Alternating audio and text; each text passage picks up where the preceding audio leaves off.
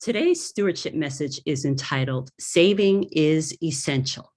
We're going to talk about the importance of regularly setting aside money in a savings account. 3 John 1 verse 2 says, Beloved, I wish above all things that thou mayest prosper and be in health, even as thy soul prospereth. Deuteronomy 28 verses 12 and 13 says, The Lord shall open unto thee his good treasure, the heaven to give the rain unto thy land in his season, and to bless all the work of thine hand. And thou shalt lend unto many nations, and thou shalt not borrow.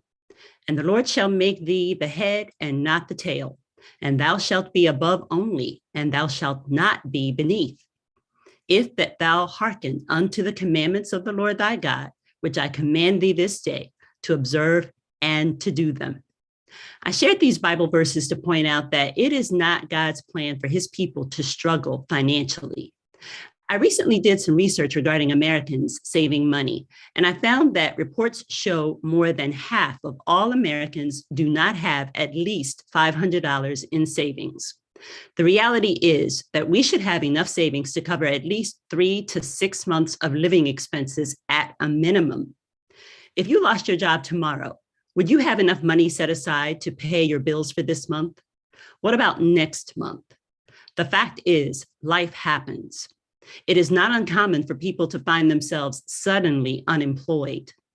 Unexpected expenses arise due to things like the death of a loved one, catastrophic illnesses, property damage and loss not covered by insurance, and more. When you think about it, we regularly pay money to a lot of people.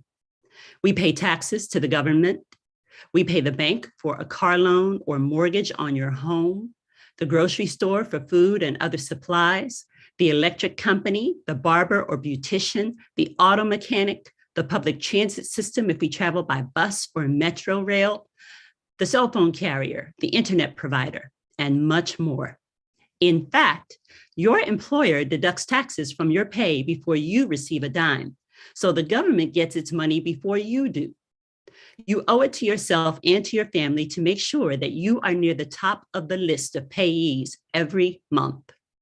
After returning your tithes and offerings to the Lord each time you get paid, you need to deposit some money into your savings account. Now, the amount of money you deposit into savings each month will vary from person to person based on your financial situation. However, you need to deposit something. If necessary, start small by depositing at least $25 into your savings account from each paycheck.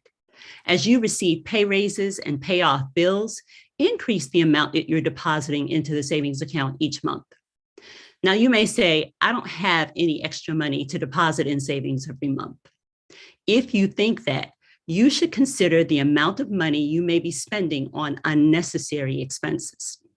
Are you buying food from restaurants for lunch or dinner at least 3 or more times a week?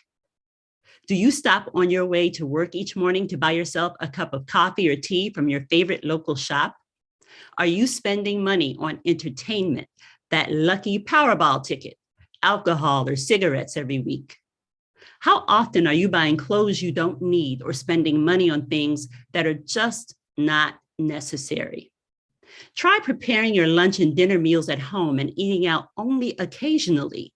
Instead of buying that Powerball ticket hoping to win $160 million so you can quit your job, put that money on a sure thing by depositing it into your savings account. Consider decreasing the amount of money you spend on things that are really luxuries. You'll be surprised at how much money you're able to save each month and at how quickly your savings will grow. I have a challenge for you. Sit down and make a list of how much money you're spending on eating out each week, that morning coffee or tea, your weekly shopping excursions, and other luxuries you regularly purchase. Then I want you to commit to decreasing those expenses and depositing that money into your savings account each month. Next, deposit into your savings account most of the money you have left over after returning your tithes and offerings to God and paying your bills each month, even if it's just $10. Then send us an email message sharing your praise report of how God is blessing your efforts.